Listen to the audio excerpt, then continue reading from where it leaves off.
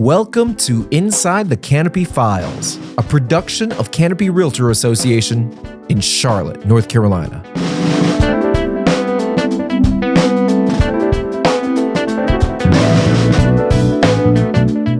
May is recognized as Asian American Pacific Islander Month, a time honoring the rich and diverse cultures, traditions, values, and unique contributions of Asian Americans.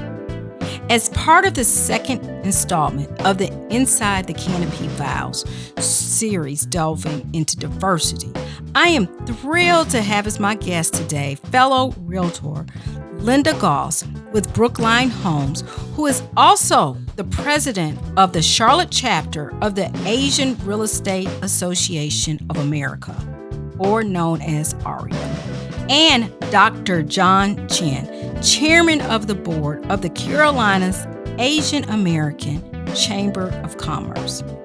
Join us as we share an update for the 2023 State of Asia America report, unpacking the complexities and challenges while exploring solutions to greater homeownership and wealth building for the Asian community.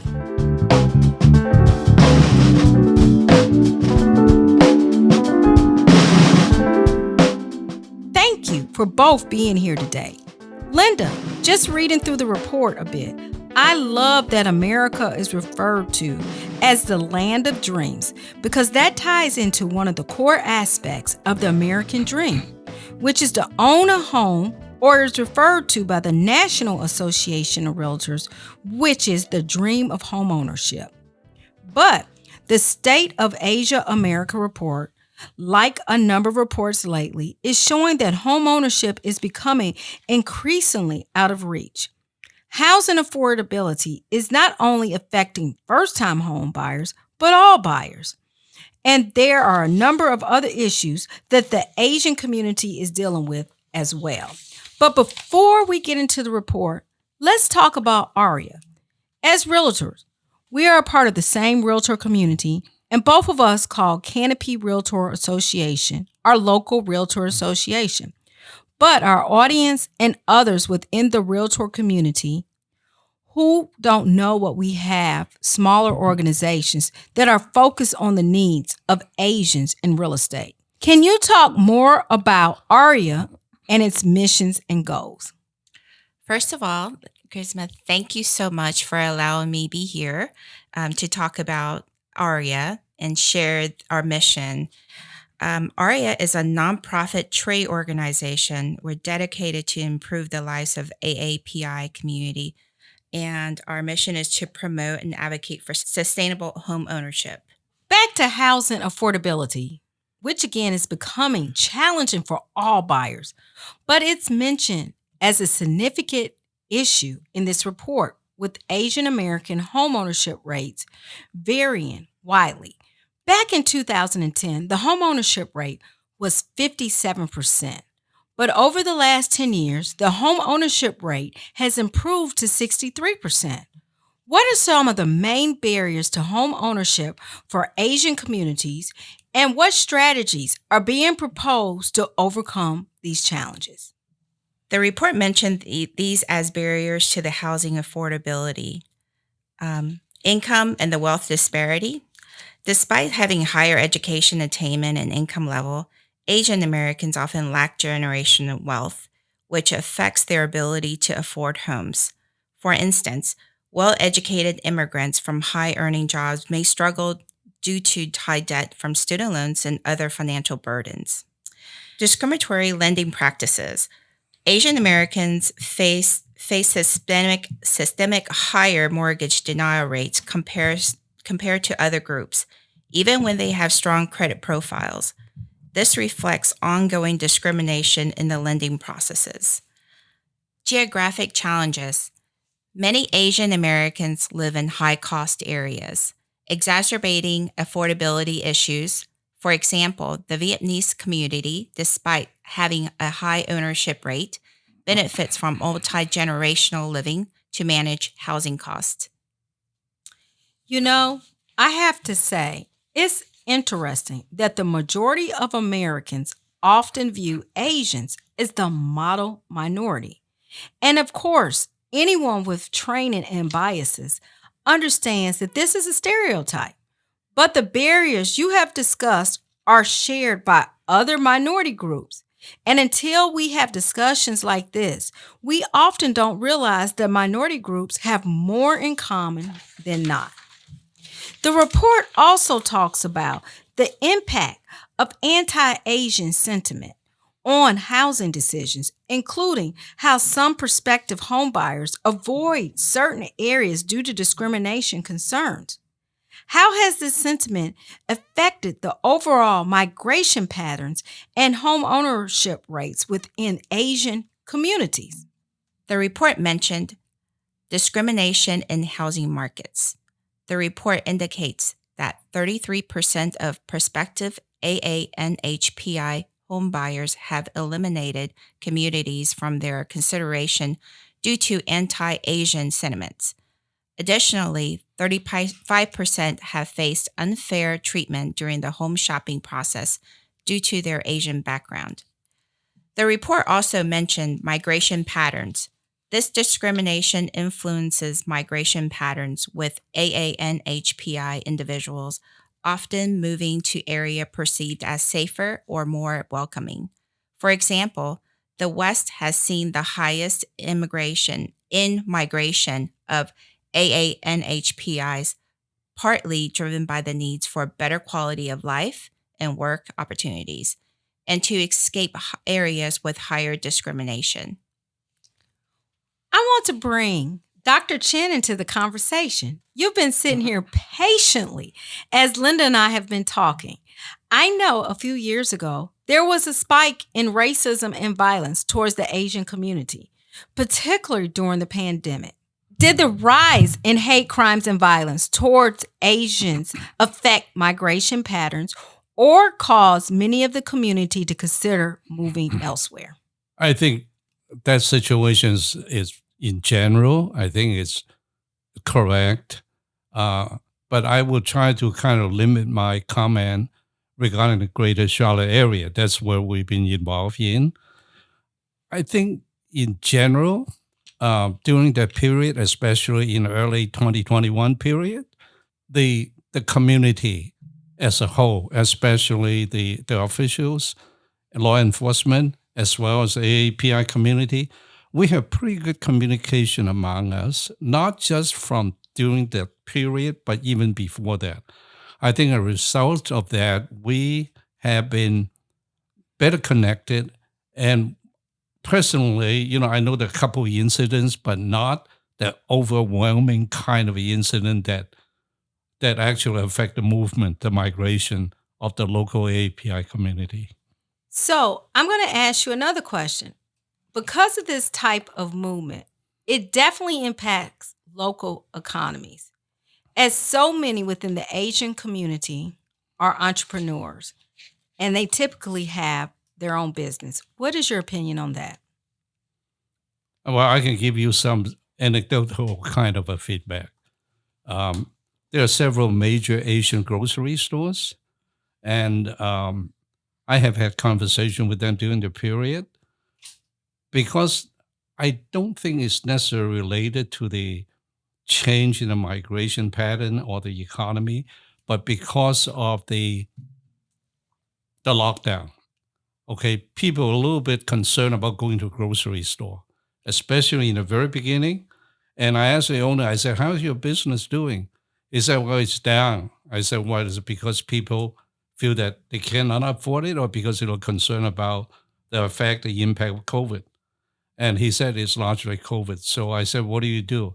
He said, well, now we're beginning to put face masks in front of the entry. People would grab that as free kind of a protection measure.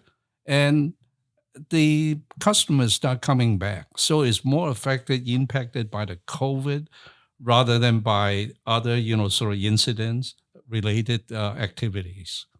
All right, Linda, realtors have been busy in the area of advocacy lately. Can you talk more about the National Fair Housing Alliance, the Asian Real Estate Association of America, Housing Opportunities Project for Excellence, and the Fair Housing Center of the Greater Palm Beaches recently filing a fair housing discrimination suit in the Miami federal court together, challenging Florida state law SB 264. Each organization is claiming the bill violates the Federal Housing Act, with claims that Florida is allegedly restricting people from China, Russia, Iran, North Korea, Cuba, Venezuela, and Syria from buying property in the state. Can you talk with us more about this troubling legislation and what impact of the law that would be on the Asian community? The Florida SB 264 is a state law that greatly restricts people from China, Russia, Iran, North Korea, Cuba, Venezuela, and Syria from purchasing real property in the state. So one of the problems of this law, the state law, is a clear violation of the Federal Fair Housing Act. As described in the complaint, SB 264 is based on stereotyped and xenophonic generalization and is transparently motivated by discrimination against people from 7 targeted countries. So it is clear violation of the Fair Housing Act. Another problem about the Florida SB 264.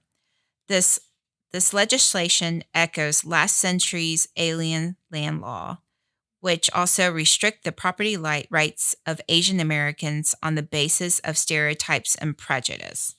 This will not only disproportionately harm our AANHPI community, but it will also set a dangerous precedent for similar bill affecting other minority groups, especially immigrants from other countries, as we have no control over geopolitical tensions between U.S. and the countries that we may all come from. Another major problem with SB 264 is the penalty. The penalty for violating SB 264 includes felonies punishable by as much as 5 years imprisonment and can be applied to buyers, sellers, and real estate professionals. Dr. Chen, based on what's happened in Florida, are there fears that this type of legislation that Florida has proposed will catch on in other states? And is the chamber mobilizing to confront any similar legislation that could happen in our state? And what are your thoughts on this impact in this type of legislation? I think that would be a serious concern if this bill becomes more popular and extended to other states. I'm happy and I appreciate that to be made aware of that. And in fact, I read over some of the bills. It was very long, but in summary, this is my impression. I think the issue here is not just affecting one part of our business community like yours. The issue here is, I believe, is the policy of this country. Okay? If we are ambivalent, I use China as a very specific example because all the country we talk about, only China is part of the AAPI community. So that I think that is appropriate example. Is that, do we look at China as a competitor or we look at them as an adversary? There's a huge difference in there. If our government, I'm talking federal government, they're not clear in spelling it out, it just leads to this kind of chaos, which is really very unfortunate. Now, having said that, this is just my own opinion, not necessarily just Chamber's opinion. I've been here for many years. Came here as a student, and then, the rest of the story, get my degree, build my career, retire. And so my perspective is this. If the government is not clear in its policy, this is going to continue. And we're going to run in that case after case, industry after industry. Once we spelled it out, then we know what to do. Now, insofar as Florida is concerned, I guess a lot of people love to move to Florida. And that's why, this case being so prominent. I'm not going into the political side, but I would say that for a Chinese national to come in here to purchase property, I believe that the state will have some discretion as to, just like you go to a store, some store they don't just sell, like you go to a gun store. You can, foreign national, you can buy a gun here. Now, I'm not saying this is a good example. I'm just using that, every state have different sensitivity, perhaps, about this ambiguous policy. So I think the best thing that I would hope is the federal government, they will come out very clearly, talk about China. Are we competitors just in business, in trade, or actually in a more sort of a global level, we are competing that in a lot of other areas. Some may be very adversarial. So to that, we need to also take care of our safety and security. It's not the best way to look at that, but I think this is one of the areas that's very gray. Like many immigrant communities, the Asian American community in North Carolina is heavily involved in entrepreneurship, contributing to the state's economy through various industries. The growth of the Asian population has led to an increase in Asian owned businesses, which play a crucial role in local economies. Dr. Chen, can you talk to us about the economic impact of the Asian business community in Charlotte and in North Carolina? The Asian Chamber of Commerce was founded in 1999. And that's almost like a good demarcation indicating the Asian population then versus since 2000. And I first visited Charlotte in the early 70s. And I think there are probably less than 100 families. The business, traditional restaurant, laundry. But since the 80s, it started to take off. The high tech, IBM moved here, and the financial, the banks begin to grow. And the population growth between 2000 and 2010 is double. And so back then, you're looking at 2000, and the population is about a little bit over 18,000. Now, if you look at the greater Charlotte area, they call it CSA, Consolidated Statistical Area. That includes Fort Mill and even Rock Hill and all the way to Rowan County, where Charlotte's business impact is include those areas. You're talking about over 120,000 Asian business in here. And in 2000, I think UNCC has a report actually issue about the small business only, not the enterprise business. It's over $2 billion impact on the economy. And now you look at the Asian business in general, they tend to dominate in certain specific area. The best example is nail salon. I talked to one of the Asian Vietnamese representatives, and they said, well, we want to know how much business you have in the nail salon business. I said 85%. He said more than that. So I said, okay, I got enough, 90% plus. Talk about limited service hotel. Those that serve breakfast, Indians dominate that. And you talk about the restaurants, it's no longer Chinese. They are Asian restaurants. They are still very, very popular. And so they tend to be in area that they kind of like to focus, because I guess they get some internal support and communication will be easier. You're in the same area, and they tend to still dominate those areas. UPS, 50%. So all in all, I think it's pretty healthy. However, AAPI community is very diverse, as you just pointed out. It's not a model community. They are like silos. The Chinese are group, Filipinos, they all separate. The Vietnamese also. And that situation, we really recognize that, especially during COVID, because some of the underserved community, they're really, really being hard pressed to get support. And so our focus has been working together and trying to transform the community to more connected, cohesive entity, whereby we could look at the issue and try to support each other to make them overall a more engaging part of the greater community. Dr. Chen, talk with us more about the mission and goals of the Chamber and its programs and services, and how the Chamber works to foster cooperation and interaction within the Asian communities and the Charlotte community at large. All right. I think I'm going to do away about reading you about our vision and mission, but our tagline is very simple: bridging the East and West.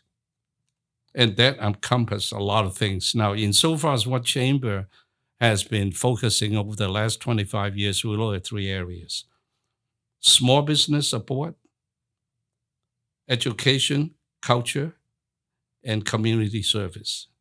And the community service side, let me just talk a little bit about what do we do within the Asian community. That is, as you probably know, in general, Asians tend to be, lack of a better word, they feel they want to be self-contained. They don't tend to reach out and very active in the community service part. And we have been trying and working very hard to develop a new generation of leaders. They are more outreaching and more connected, just in line with what I was just talking about, making the whole community more connected with the external community. Wow, we appreciate the work that the Carolinas Asian American Chamber is doing. So many of us don't realize the sheer impact and work that organizations like our Chambers of Commerce and business alliances do in order to make sure that our economies remain healthy and productive. That's what draws people to our cities. Dr. Chen, thank you for the work that you've been doing in this community. May I just maybe add a couple of comments along those lines? Sure. We talk about small business support. And as I mentioned, we also recognize that the AAPI community is really diverse. It's not homogeneous. And the small businesses in an underserved community, they need help. And the Chamber, with the help of the city government grant, we have undertaken a very ambitious small business education program this year that is a 12-month program. And we have workshops, seminars, dealing with all facets of small business, from finance to soft skill development.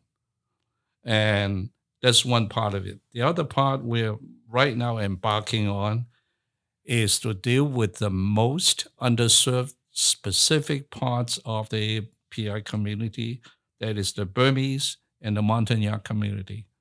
And the program we are putting together is to focus on workforce development of the young adults. And hopefully we can make some progress and to help them in terms of the economic mobility. And hopefully they will continue to seek support and find the employment to allow them a quality of life improvement. Wow. Well, I just wanted to say thank you to both for such a powerful conversation. And I think it all boils down to advocacy and supporting each other's causes and making sure that we're able to lobby and take action, whether we're defending the right to home ownership and rights of homeowners and future homeowners, or the rights of independent contractors and business people. We have to stand together because we have more in common than we often realize. And the only way we can know this is communicating and sharing. Thank you for both being my guests today on sharing important conversations on Inside the Canopy Files. And thank you to our audience for listening.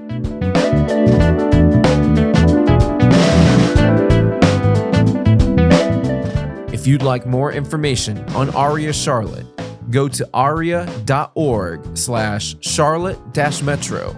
That's AREAA.org/Charlotte-Metro. To find out about the Carolinas Asian American Chamber of Commerce, visit cacc.com.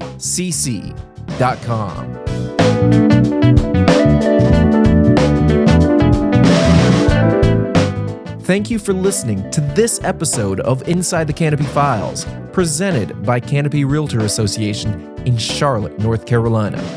Connect with us online at carolinahome.com.